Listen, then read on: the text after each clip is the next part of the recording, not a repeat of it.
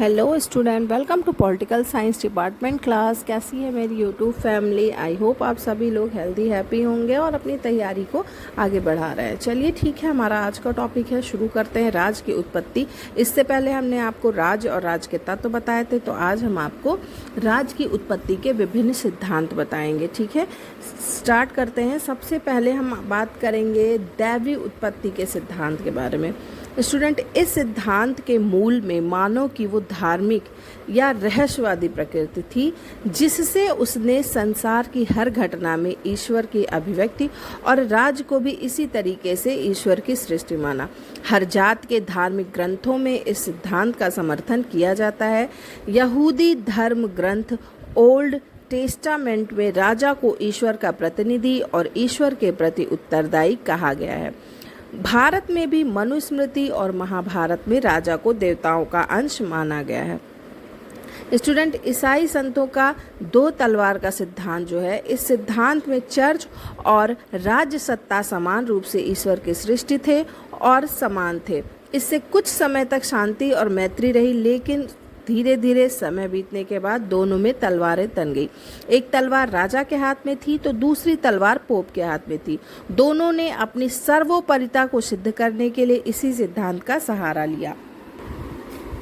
16वीं सदी में प्रोटेस्टेंट सुधारकों ने राजा का पक्ष लिया। लूथर, काल्विन और जिगविली ने राजा के आज्ञा पालन को धर्म बताया। जब राजाओं के नेतृत्व में राष्ट्रीय राज्य स्थापित हो गया, तब राजाओं ने इस सिद्धांत का प्रयोग मध्यवर्ग की प्रजातांत्रिक मांगों का निषेध करने के लिए किया।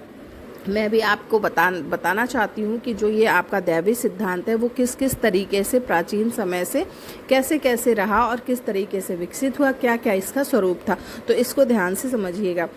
ये तो 16वीं सदी की बात होगी। अब बात करते हैं 17वीं सदी में। स्टुअर्ट शासक जेम्स प्रथम ने अपनी book law of free monarchy में इस सिद्धांत का बहुत ही प्रबल समर्थन किया था।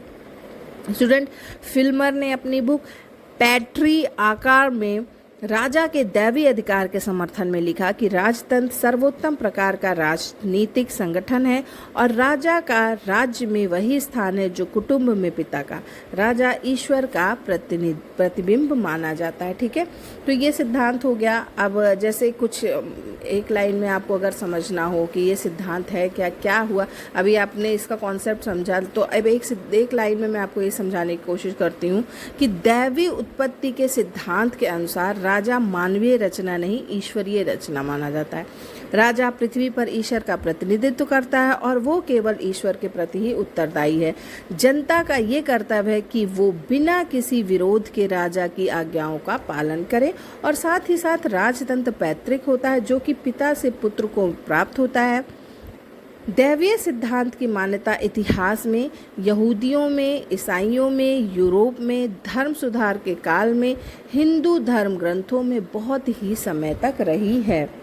स्टूडेंट, हम लोगों का जो नेचर होता है वो बहुत ही जिज्ञासु होता है, यानी कि हमारे अंदर बहुत ज़्यादा जिज्ञासा होती है चीज़ों को जानने के लिए। तो अपनी इसी जिज्ञासा के कारण राज्य की उत्पत्ति के इतिहास का पता लगाने की कोशिश की इंसानों ने। ठीक है, लेकिन इतिहास के जरिए राज्य की उत्पत्ति का जो है एकदम सटीक ज्ञान प्राप्त नहीं किया जा सका, और इस संबंध में इतिहास के असफल हो जाने के कारण राजनीतिक विचारकों के द्वारा कल्पना का सहारा लिया गया है। मनुष्य राजनीतिक संगठन में क्यों रहते हैं, वो प्रभुत्व के सम्मुख क्यों झुक जाते हैं, प्रभुत्व की क्या सीमाएं हैं आदि के संबंध में इन विचारकों का दृष्टिकोण है, उसी के आधार पर इन सिद्धांतों का प्रतिपादन किया जाता है। तो राज्य के उत्पत्ति के संबंध में जो सिद्धांत हैं प्रचलित, जैसे देवी उत्पत्ति का सिद्धांत, शक्ति सिद्धांत, सामाजिक समझौते का सिद्धांत, इतिहास या विकासवादी सिद्धांत, तो यही हमारा आज का टॉपिक है। तो हम अभी तक बात कर रहे हैं दैवी उत्पत्ति के सिद्धांत की। तो राज की उत्पत्ति के संबंध में प्रचलित ये सिद्धांत सबसे ज़्यादा पुराना है। इस सिद्धांत के अनुसार राज जो है मानवीय नहीं बल्कि ईश्वर द्वारा स्थापित एक दैवीय संस्था है। ईश्वर या तो वह कार्य स्वयं ही करता है या इस संबंध में अपने किसी प्रतिनिधि की नियुक्ति करता है। राजा ईश्वर का प्रतिनिधि होने के नाते केवल उसी के प्रति उत्तरदायी होता है और राजा की आज्ञाओं का पालन प्रजा का परम पवित्र कर्तव्य माना जाता है। ठीक है, तो ये आपको समझ में आ गया इसका कॉन्सेप्ट, इसकी हिस्ट्री और इसकी क्या विशेषताएं हैं, ये सभी चीज़ें आपको समझ में आ गई। अब हम बात करेंगे कि दैवी सिद्धांत के समर्थक कौन कौन थे। तो बहुत सारे धर्म ग्रंथों में राज की उत्पत्ति के दैवी सिद्धांत का समर्थन किया गया। ये चीज़ मैंने अभी बताई आपको कि जैसे यहूदी धर्म के ग्रंथ में, और फिर सेंट ऑगस्टाइन और पोप ग्रेगरी द्वारा भी सिद्धांत का समर्थन किया गया है। तो इस सिद्धांत का जो समर्थन था वो धीरे धीरे 16वीं शताब्दी से 17वीं शताब्दी में अलग अलग जगहों पे अलग अलग तरीके से होता रहा। स्टूडेंट, अब जैसे अगर हम बात कर रहे हैं इस सिद्धांत की, तो इस सिद्धांत का महत्व क्या है। जैसे कि अगर आज हम लोग मानते हैं कि दैवी सिद्धांत, क्योंकि दैवी सिद्धांत है, शक्ति सिद्धांत है, विकासवादी सिद्धांत है, सामाजिक समझौता सिद्धांत है, तो वर्तमान समय में इसकी क्या महत्वता है, क्या उपयोगिता है, या हम इसको किस तरीके से देख सकते हैं। तो अगर आज हम दैवी स्वीकार को अस्वीकार करते हैं, क्योंकि आपको पता है कि विकास भी हुआ, इतिहास भी रहा, समझौते भी हुए, ये सारी चीज़ें थी, लेकिन पुराने समय में जब मनुष्य अपने जीवन के हर अंग को धर्म से संबंधित समझता था, ये सिद्धांत बहुत ही ज़्यादा मूल्यवान सिद्ध हुआ। राज को दैवी संस्था और राजा को ईश्वर का प्रतिनिधि बताकर इस सिद्धांत ने शुरुआत के समय के जो प्रारंभिक व्यक्ति थे उनको राजभक्ति और आज्ञा पालन का पाठ पढ़ाया। तो इस तरीके से इस सिद्धांत के द्वारा व्यवस्थित जीवन की नींव रखी गई थी। गिलक्राइस्ट ने इस विषय में कहा कि ये सिद्धांत चाहे कितना ही गलत और विवेक शून्य क्यों ना हो, अराजकता के अंत का श्रेय इसे जरूर मिलता है। स्टूडेंट, इस सिद्धांत का इस नज़रिए से ये भी महत्व है कि ये राजनीतिक व्यवस्था के नैतिक आधार पर जोर देता है।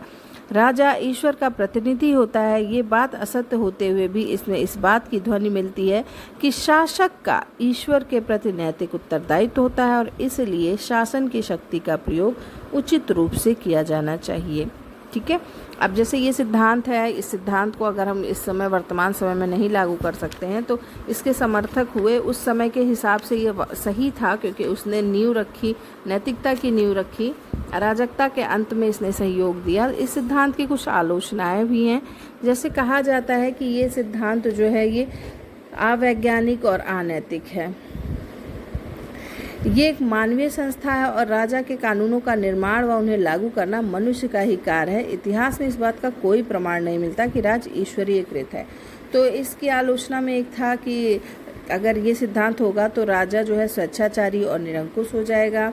रूढ़वादी धारणा माना गया। स्टूडेंट, दैवी सिद्धांत को स्वीकार करने का परिणाम ये होता है कि राज्य को पवित्र पावन संस्था समझकर उसके स्वरूप में आवश्यकता अनुसार परिवर्तन नहीं किए जा सकेंगे।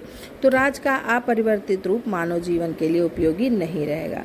ठीक है। और वर्तमान परिस्थितियों में ये लागू नहीं होता, क्योंकि वर्तमान समय में प्रजातंत्रात्मक राज्यों में राज्य के प्रधान को जनता के द्वारा निर्वाचित किया जाता है और इस सिद्धांत का प्रतिपादन कि राजा को ईश्वर नियुक्त करता है बहुत ही अवास्तविक और काल्पनिक हो जाता। तो आई होप आपको समझ में आ गया होगा राज की उत्पत्ति का, दैवी उत्पत्ति का सिद्धांत।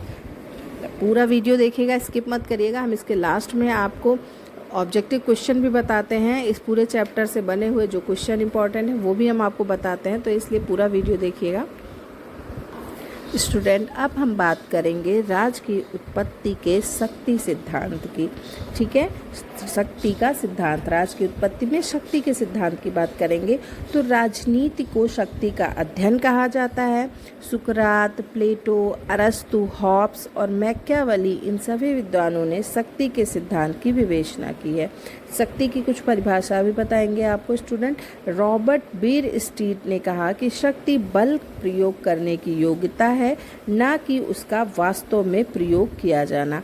कार्ल डायच ने कहा कि शक्ति विरोध में सफलता पाने और बाधाओं पर विजय पाने की योग्यता है। मार्गेनथाउ ने कहा कि सामाजिक संबंधों में दूसरे व्यक्तियों के मस्तिष्क और कार्यों को प्रभावित करने की क्षमता का नाम ही शक्ति है। ये हो गई शक्ति की परिभाषा।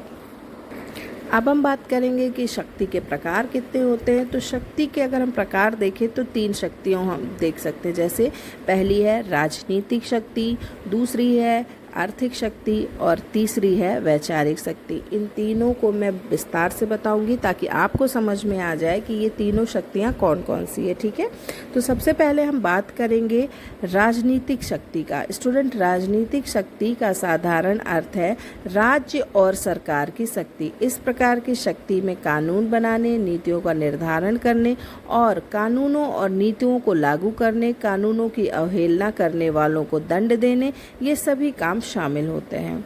ठीक है, राजनीतिक शक्ति के दो पहलू होते हैं, मात्रात्मक और गुणात्मक। मात्रात्मक का क्या मतलब है? जैसे मात्रात्मक जो होती है वो शक्ति का प्रयोग की जाने वाली मात्रा होती है। एक कमजोर शासक के द्वारा उतनी शक्ति का प्रयोग नहीं किया जाता जितना एक कुशल और गुणी शासक कर सकता है। ठीक है, तो ये हो गया मात्रात्मक शक्ति। अब बात करेंगे गुणात्मक शक्ति। तो गुणात्मक से क्या मतलब है? मतलब है कि शक्ति का प्रयोग किस उद्देश्य के लिए किया जा रहा है, जनता की भलाई के लिए या शासक की स्वार्थ सिद्धि के लिए। तो ये हो गया गुणात्मक शक्ति। आई होप आपको ये क्लास बहुत अच्छी लग रही होगी, क्योंकि मैं कोशिश कर रही हूँ कि आपको अच्छे से अच्छी इन्फॉर्मेशन और सारी चीज़ें डिटेल में बता सकूँ। प्लीज़ लाइक करिएगा और कमेंट करके बताइएगा कि आपको क्लास कैसी लगी। चलिए बात करते हैं, गुणात्मक और मात्रात्मक शक्ति हो गई स्टूडेंट। अब बात करते हैं शक्ति के प्रकार में दूसरी शक्ति की, जो है आर्थिक शक्ति। तो आर्थिक शक्ति का मतलब ऐसी शक्ति से है जो उत्पादन और वितरण के साधन, भूमि, संपत्ति और अन्य भौतिक शक्तियों के अधिकार या स्वामित्व से उत्पन्न होती है। ठीक है, तो ये हो गई आर्थिक शक्ति। अब बात करेंगे वैचारिक शक्ति का। तो वैचारिक शक्ति का कोई मूल आधार, कोई विशेष विचारधारा होती है। ठीक है, वैचारिक शक्ति कोई एक विशेष विचारधारा या मूल आधार होती है।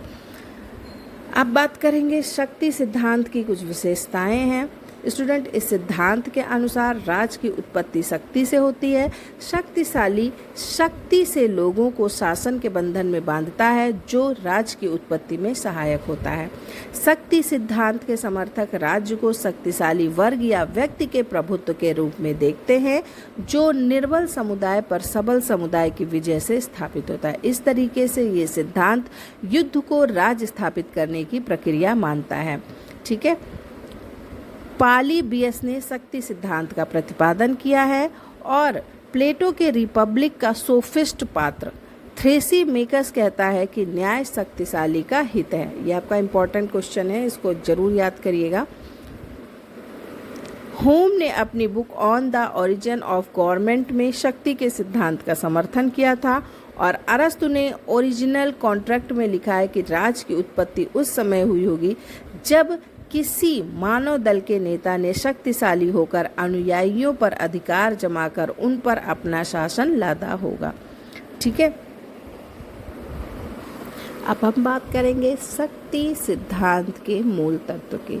स्टूडेंट, शक्ति सिद्धांत की व्याख्या और उसके विकास की विवेचना के आधार पर शक्ति सिद्धांत के कुछ तत्व हैं, जैसे कि राज्य की उत्पत्ति का एकमात्र कारण शक्ति ही है। राज्य बलवालों द्वारा निर्बलों पर अधिकार और प्रभुत्व का परिणाम है।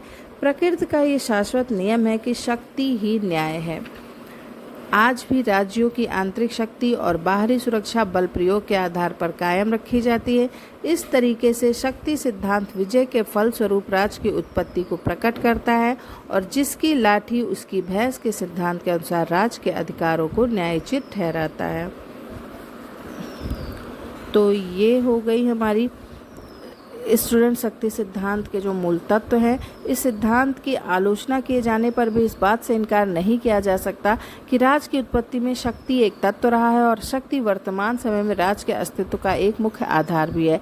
राजाज्ञा के प्रचलन में भी औचित्यपूर्ण शक्ति का बहुत ज़्यादा भाग होता है और राज्य के विकास और संचालन में भी शक्ति की जरूरत पड़ती है। इसलिए इस शक्ति का प्रयोग औचित्यपूर्ण ढंग से जनसाधारण के हित में ही किया जाना चाहिए। स्टूडेंट, अब हम बात करेंगे राज्य के सामाजिक संविदा या समझौता सिद्धांत की।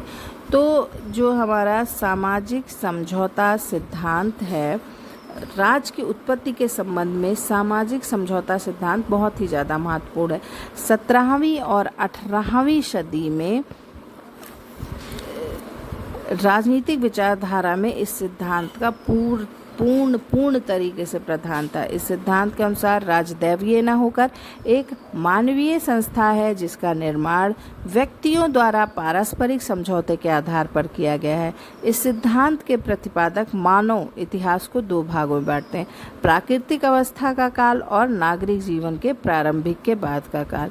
स्टूडेंट, इस सिद्धांत के सभी प्रतिपादक बहुत ही प्राचीन काल में एक ऐसी प्राकृतिक अवस्था के अस्तित्व को स्वीकार करते थे जिसके अंदर जीवन को व्यवस्थित रखने के लिए राज्य या राज्य जैसी कोई अन्य संस्था नहीं थी। सिद्धांत के बहुत सारे प्रतिपादकों में इस प्राकृतिक अवस्था के संबंध में बहुत ज़्यादा मतभेद है और इससे पहले सामाजिक और कुछ पूर्व राजनीतिक अवस्था कहते थे। इस प्राकृतिक अवस्था के अंदर हर व्यक्ति अपनी इच्छानुसार या प्राकृतिक नियम के आधार पर अपना जीवन बिताते थे। प्राकृतिक अवस्था के संबंध में बहुत सारा मतभेद है और ये सभी मानते हैं कि कुछ कारणों से मनुष्य जो है प्राकृतिक अवस्था का त्याग करने के लिए विवश हुए और उन्होंने सामाजिक समझौते के द्वारा राजनीतिक समाज की स्थापना की। ठीक है, तो ये चीज़ क्लियर हो गई कि सामाजिक समझौता सिद्धांत जो है प्राकृतिक सिद्धांत का आगे का पार्ट था, यानी प्राकृतिक उसमें जीवन जीने में थोड़ी कठिनाइयाँ आई तो लोगों ने सामाजिक समझौता को स्वीकार किया। इस समझौते का परिणाम क्या हुआ कि हर व्यक्ति की प्राकृतिक स्वतंत्रता आंशिक या पूर्ण रूप से लुप्त हो गई। ठीक है, और स्वतंत्रता के बदले उसे राज्य और कानून की ओर से सुरक्षा का आश्वासन मिला। व्यक्तियों को प्राकृतिक अधिकार के स्थान पर सामाजिक अधिकार मिले। चलिए, बार बार हम प्राकृतिक अधिकार की बात करें तो कुछ इसके बारे में भी आपको बता दें प्राकृतिक सिद्धांत की।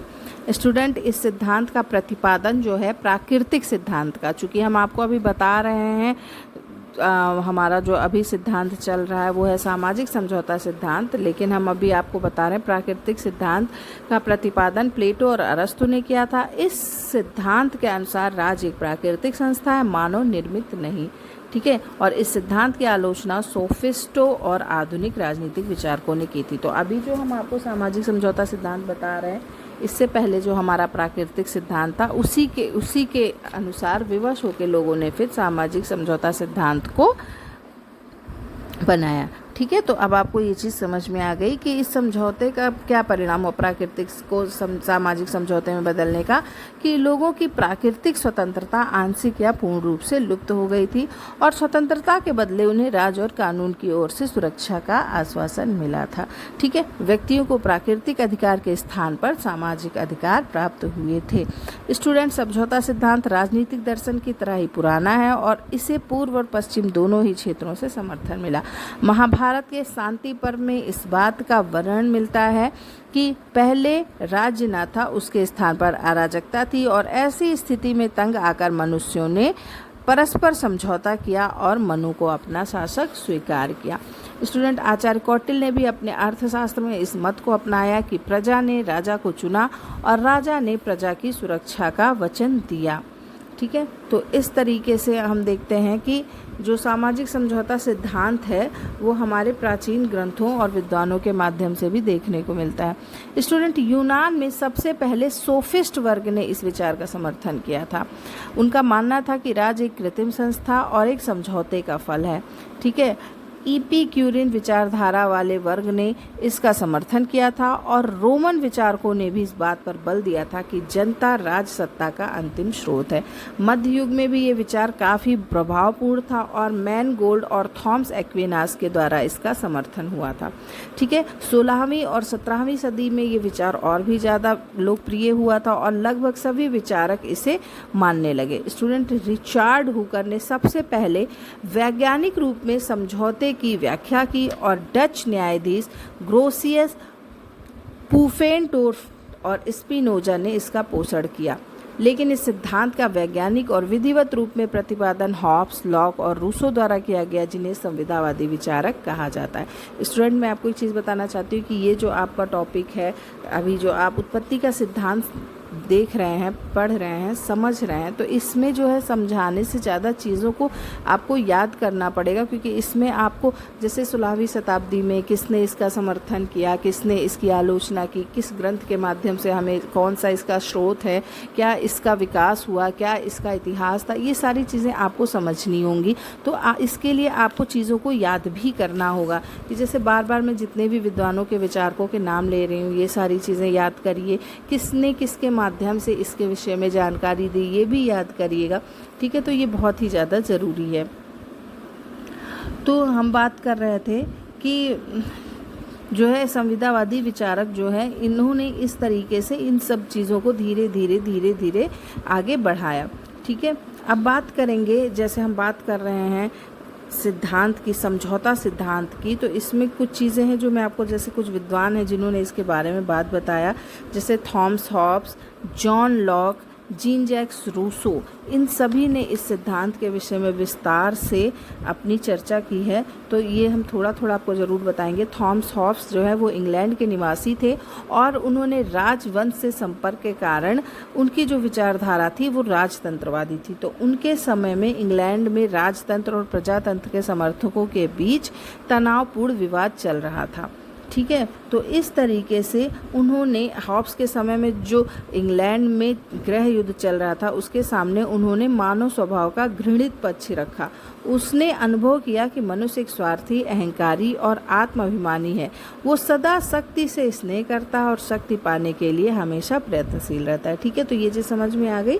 अब देखिए, उन्होंने मानव स्वभाव के बारे में बताया, फिर उन्होंने प्राकृतिक दशा बताई। उन्होंने कहा कि इस स्वार्थी, अहंकारी और आत्मस्वाभिमानी व्यक्ति के जीवन पर किसी भी प्रकार का नियंत्रण ना होने का स्वाभाविक परिणाम ये हुआ कि प्रत्येक मनुष्य प्रत्येक दूसरे मनुष्य को शत्रु के नज़र से देखने लगा और सभी भूखे भेड़ियों के समान एक दूसरे को निकल जाने के लिए घूमने लगे।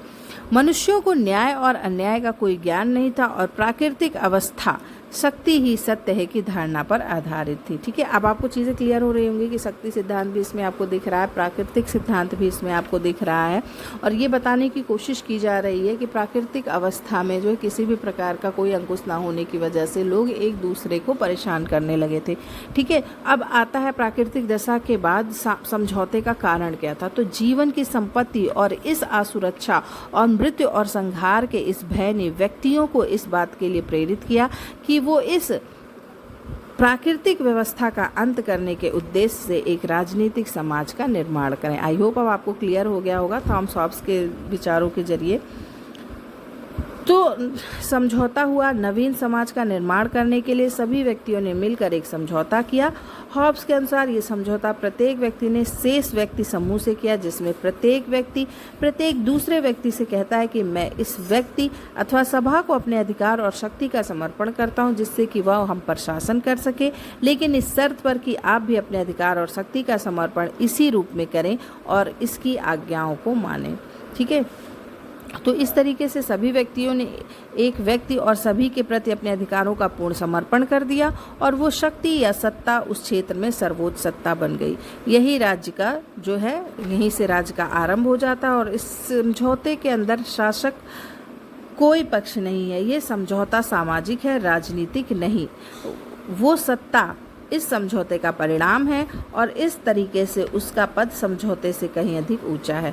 तो इस तरीके से राज सत्ता पूर्ण, निरंकुश, अटल और अखंड है। ठीक है, तो इस तरीके से हॉब्स ने बताया नवीन राज्य का एक रूप बनता है। हॉब्स के समझौते के द्वारा एक निरंकुश राजतंत्रात्मक राज्य की स्थापना की गई है, जिसका शासक संपूर्ण शक्ति संपन्न है और जिसके प्रजा के प्रति कोई कर्तव्य नहीं थे। शासक वर्ग को शासक वर्ग के विरुद्ध विद्रोह का कोई अधिकार नहीं था। ठीक है, तो ये हॉब्स के जरिए हमने समझा कि उनके समय में, जैसे कि उस समय इंग्लैंड में गृह युद्ध चल रहा था, तो उनके समय के हिसाब से उन्होंने बताया कि किस तरीके से इस प्राकृतिक अवस्था ने सामाजिक समझौते का रूप धारण किया। अब हम हॉब्स के बाद बात करेंगे लॉक ने कैसे सामाजिक समझौता सिद्धांत को बताया। स्टूडेंट, जॉन लॉक इंग्लैंड का ही एक दार्शनिक था। उन्होंने अपने सिद्धांत का प्रतिपादन 1690 में प्रकाशित अपनी बुक में किया था और इस बुक के प्रकाशन के 2 वर्ष बाद इंग्लैंड में गौरवपूर्ण क्रांति हो चुकी थी। तो इसके जरिए राजा के विरुद्ध पार्लियामेंट की अंतिम सत्ता को स्वीकार कर लिया गया था। लॉक ने अपनी बुक में इन परिस्थितियों का स्वागत करते हुए सीमित और वैधानिक राजतंत्र का प्रतिपादन किया था और लॉक ने समझौते का कारण बताया था कि इस आदर्श प्राकृतिक अवस्था में कालांतर में व्यक्तियों को कुछ ऐसी असुविधाएं अनुभव हुई कि असुविधाओं को दूर करने के लिए व्यक्तियों ने प्राकृतिक अवस्था का त्याग करना ही ठीक समझा। लॉक के अनुसार ये असुविधाएं क्या थीं? प्राकृतिक नियमों की कोई स्पष्ट व्यवस्था नहीं थी, इन नियमों की व्याख्या करने के लिए कोई योग्य सभा नहीं थी और इन नियमों को मनवाने के लिए कोई शक्ति नहीं थी। ठीक है, तो इस तरीके से उन्होंने बताया कि इन असुविधाओं के कारण लोगों ने अपनी प्राकृतिक अवस्था का त्याग करना उचित समझा। तो नवीन राज्य का स्वरूप लॉक के सामाजिक समझौता सिद्धांत के अंतर्गत शासक और शासित के बीच जो समझौता संपन्न हुआ, उससे ये स्पष्ट हुआ कि सरकार स्वयं एक लक्ष्य नहीं बल्कि एक लक्ष्य की प्राप्ति का साधन मात्र है और वो लक्ष्य है शांति और व्यवस्था स्थापित करना और जन कल्याण। जॉन लॉक के इस विचार का प्रतिपादन करता है और अगर सरकार अपने उद्देश्य में असफल हो जाती है तो समाज को इस तरीके से सरकार के स्थान पर दूसरी सरकार स्थापित करने का पूर्ण अधिकार है। इस तरीके से लॉक के द्वारा एक ऐसी शासन व्यवस्था का समर्थन किया गया जिसमें वास्तविक और अंतिम शक्ति जो है जनता के हाथ में निहित होती है और सरकार का अस्तित्व और जनता की इच्छा पर निर्भर करता है। ठीक है, तो लॉक ने क्या कहा कि अंतिम सत्ता किसके हाथ में है? जनता के हाथ में है। और आपके थॉमस हॉब्स के हिसाब से क्या था कि उन्होंने एक निरंकुश राजतंत्रात्मक राज्य की स्थापना की है। तो ये दोनों कंपेयर आप समझिएगा। इसमें शासक जो है, हॉब्स में शासक जो है संपूर्ण शक्ति संपन्न था और प्रजा के प्रति कोई कर्तव्य नहीं था। शासित वर्ग को शासक वर्ग के विरुद्ध विद्रोह करने का अधिकार नहीं था। जबकि लॉक ने कहा कि एक सरकार अगर ये इसमें असफल होती है तो समाज इस सरकार की जगह पर दूसरी सरकार स्थापित करने का अधिकार रखती है। तो यहाँ पे जॉन लॉक और हॉब्स ने इस नए समझौते सिद्धांत का प्रतिपादन तो बताया, लेकिन इन दोनों में यहाँ सरकार में जो है इन्होंने बताया कि अंतिम शक्ति जो है वो जनता के हाथ में है और इन्होंने बताया कि राजा सर्वशक्तिमान है। ठीक है, तो ये चीज़ आई होप आपको क्लियर हो गई होगी सामाजिक समझौता सिद्धांत की। इस तरीके से समझौते के द्वारा जो है लोकतंत्रीय समाज की स्थापना होती है जिसके अंदर संप्रभुता संपूर्ण समाज में निहित होती है और अगर सरकार सामान्य इच्छा के विरुद्ध शासन करती है तो जनता को ऐसी सरकार को हटाने का भी अधिकार प्राप्त होता है। ठीक है, तो ये हो गया हमारा सामाजिक समझौता सिद्धांत। स्टूडेंट, अब हम बात करेंगे राज्य की उत्पत्ति के विकासवादी सिद्धांत की। तो राज्य की उत्पत्ति के विकासवादी सिद्धांत के अंदर ये मान्यता है कि राज्य एक क्रमिक विकास का परिणाम है। दूसरे शब्दों में हम ये भी कह सकते हैं कि राज्य कोई कृत्रिम रचना नहीं बल्कि ऐतिहासिक और प्राकृतिक विकास का परिणाम है। ठीक है, तो राज्य के विकास में कुछ सहायक तत्व हैं जैसे कि रक्त संबंध, धर्म, शक्ति, सामाजिक और आर्थिक आवश्यकताएं, राजनीतिक चेतना। राज्य के विकासवादी सिद्धांत का महत्व भी बहुत ज़्यादा है। इसने राज्य की उत्पत्ति में ईश्वर की भूमिका का खंडन किया। ये मनुष्य को एक सामाजिक और राजनीतिक प्राणी के रूप में देखता है और ये रक्त संबंध पर आधारित संबंध को महत्व देता है। ये समाजवाद का समर्थक है। ये लोक कल्याणकारी राज्य की अवधारणा को प्रमुखता देता है। समसामयिक मार्क्सवाद यानी आधुनिक मार्क्सवाद मार्क्स के राज्य संबंधी सिद्धांत से अलग धारणा रखता है और आधुनिक मार्क्सवाद के एक पक्ष विकासवादी समाजवादियों ने मार्क्स के विपरीत कहा है कि राज्य का प्रयोग मजदूर वर्ग के लिए कल्याणकारी कानून बनाने और पूंजीवाद को नियंत्रित कर समाजवाद की स्थापना के लिए किया जा सकता है। ठीक है, तो आधुनिक मार्क्सवाद राज्य के अस्तित्व में विश्वास करता है और वर्ग संघर्ष को राज्य के उत्पत्ति का कारण मानने में अविश्वास करता है। तो राज्य की उत्पत्ति का जो विकासवादी सिद्धांत है इसमें स्टूडेंट ये बताना कि कब और किस तरीके से राज्य अस्तित्व में आया बहुत ही कठिन है। अन्य सामाजिक संस्थाओं के जैसे ही अलग अलग परिस्थितियों की सहायता पाकर और बहुत सारे तथ्यों से प्रभावित होकर ये भी उदित हुआ। राज्य के विकास का क्रम भी एक जैसा नहीं रहा। प्रकृति, परिस्थिति और स्वभाव के भेदों के कारण अलग अलग समय में, अवस्थाओं में, स्थानों में राज्य के विकास का क्रम भी जो है अलग रहा। भाषा और राजनीतिक चेतना के समान ही राज्य का विकास भी धीरे धीरे हुआ। तो राज्य के विकास में जो सहायक तत्व हैं वो कौन कौन से हैं? रक्त संबंध, मनुष्य की स्वाभाविक सामाजिक प्रवृत्तियां, धर्म, शक्ति और अन्य आर्थिक गतिविधियां और राजनीतिक चेतना जो है वो राज्य के विकास में सहायक सिद्ध हुई। तो इन सभी उत्पत्ति के सिद्धांतों को समझने के बाद हम इस निष्कर्ष पर पहुंचते कि राज्य की उत्पत्ति के संबंध में ऐतिहासिक या विकासवादी सिद्धांत ही सबसे ज्यादा मान्य है, जिसके अनुसार अनुसार किसी एक तत्व के द्वारा नहीं बल्कि मूल सामाजिक प्रवृत्ति, रक्त संबंध, धर्म, शक्ति, आर्थिक गतिविधियां और राजनीतिक चेतना सभी के द्वारा सामूहिक रूप से राज्य का विकास किया गया है। रक्त संबंध पर आधारित परिवार राज्य का सबसे पुराना रूप था। धर्म ने इन परिवारों को एकता प्रदान की और आर्थिक गतिविधियों ने व्यक्तियों को संगठित होने के लिए प्रेरित किया। इसके साथ ही शक्ति और राजनीतिक चेतना ने राज्य के रूप को स्पष्टता और व्यापकता दी। इस तरीके से राज्य का उदय हुआ और उसने विकास करते करते अपने स्वरूप को, जो वर्तमान स्वरूप है, उसको पा लिया। आई होप आज का आपको राज्य की उत्पत्ति का सिद्धांत समझ में आया। अब हम आपको इसी चैप्टर से, इसी लेसन से संबंधित कुछ प्रश्न भी बताएंगे, ऑब्जेक्टिव प्रश्न जो इससे बन रहे हैं। तो प्लीज़ पूरा वीडियो देखिएगा और ये प्रश्न उत्तर भी आपके एग्ज़ाम के लिए बहुत ही ज़्यादा फायदेमंद सिद्ध होंगे। तो पूरा वीडियो देखिए। चलिए हम शुरू करते हैं। ऑब्जेक्टिव क्वेश्चन, सबसे पहला प्रश्न है हमारा, राज्य की उत्पत्ति का कौन सा सिद्धांत सर्वमान्य है? ठीक है, तो आंसर सी सही होगा हमारा, विकासवादी सिद्धांत।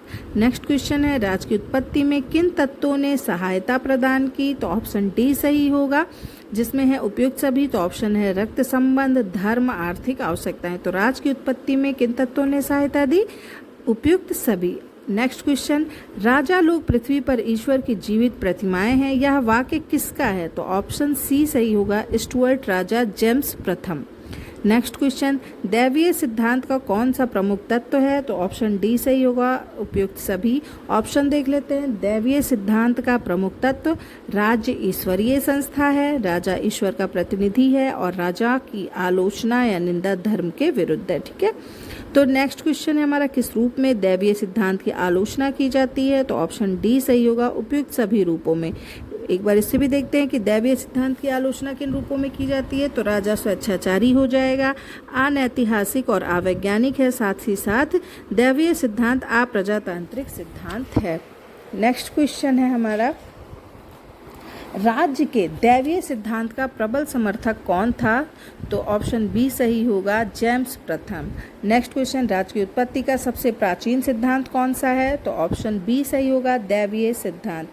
नेक्स्ट क्वेश्चन, दैवीय सिद्धांत के अनुसार राजा, ठीक है, तो इसमें एक एक लाइन दिया हुआ है राजा के लिए, तो हमारा ऑप्शन बी सही होगा, ईश्वर का प्रतिनिधि और उसी के प्रति उत्तरदायी है। दैवीय सिद्धांत के अनुसार राजा ईश्वर का प्रतिनिधि और उसी के प्रति उत्तरदायी है, ऑप्शन बी। नेक्स्ट क्वेश्चन, राज्य की उत्पत्ति के सिद्धांत का प्रतिपादन किस ईसाई धर्म में किया गया है? तो इसका सही जवाब होगा ऑप्शन सी, ओल्ड टेस्टामेंट में। ठीक है, अगला प्रश्न, संपूर्ण सत्ता, सरकार, कानून और व्यवस्था की विश्व में रचना और स्थापना स्वयं ईश्वर द्वारा हुई है, ये कथन किसका है? तो ऑप्शन सी सही होगा, मेलैंकथन का। ठीक है, नेक्स्ट क्वेश्चन, शक्ति सिद्धांत के अनुसार राज्य एक, तो ऑप्शन बी सही होगा, मानवीय संरचना है। नेक्स्ट क्वेश्चन, ओरिजिनल कॉन्ट्रैक्ट नामक पुस्तक के लेखक कौन है? तो सही जवाब होगा होम। अगला प्रश्न, राज्य की उत्पत्ति उस समय हुई होगी जब किसी मानव दल के नेता ने शक्तिशाली होकर अपने अनुयायियों पर अधिकार जमाकर उन पर अपना शासन लादा होगा, यह कथन किसका है? तो ऑप्शन सी सही है, होम। अगला प्रश्न, आधुनिक युग में किसने शक्ति सिद्धांत का समर्थन नहीं किया? तो ऑप्शन डी सही होगा, रॉबर्ट फिल्मर। नेक्स्ट क्वेश्चन, शक्ति सिद्धांत का मूल तत्व कौन है? तो ऑप्शन डी सही होगा, उपयुक्त सभी। तो मैं ये सारी चीज़ें, सारी लाइनें, इसके तीनों ऑप्शन आपको ज़रूर बताऊंगी शक्ति सिद्धांत के मूल तत्व के बारे में। तो शक्ति सिद्धांत का मूल तत्व है, राज्य बलवानों द्वारा निर्बलों पर अधिकार और प्रभुत्व का परिणाम है। प्रकृति का यह शाश्वत नियम है कि शक्ति ही न्याय है। शक्ति सिद्धांत विजय के फलस्वरूप राज्य की उत्पत्ति को प्रकट करता है। अगला प्रश्न, शक्ति का प्रकार कौन नहीं है? तो ऑप्शन डी सही होगा, सामाजिक शक्ति। तो शक्ति का प्रकार है आर्थिक शक्ति, राजनीतिक शक्ति और वैचारिक शक्ति। अगला प्रश्न, शक्ति की दो प्रमुख विशेषताएं कौन सी हैं? तो आपका यहाँ ऑप्शन आ और सा सही होगा। तो शक्ति की प्रमुख दो विशेषताएं हैं, शक्ति तटस्थ होती है और शक्ति अमूर्त होती है। अगला प्रश्न, शक्ति के दो प्रकार कौन कौन से हैं? तो सही जवाब होगा बाध्यकारी और प्रतिक्रियात्मक। अगला प्रश्न, कौन राजनीति को शक्ति का विज्ञान कहता है? तो ऑप्शन बी सही होगा, कैटलीन। अगला प्रश्न, राजनीतिक शक्ति निम्न में होती है? तो ऑप्शन ए सही होगा, लोगों की इच्छाओं में। नेक्स्ट क्वेश्चन, शक्ति बंदूक की नली से निकलती है, यह कथन किसका है? तो सही जवाब होगा माओ त्से तुंग का। नेक्स्ट क्वेश्चन, शक्ति के स्रोतों पर विचार करना है, तो ये है सत्ता।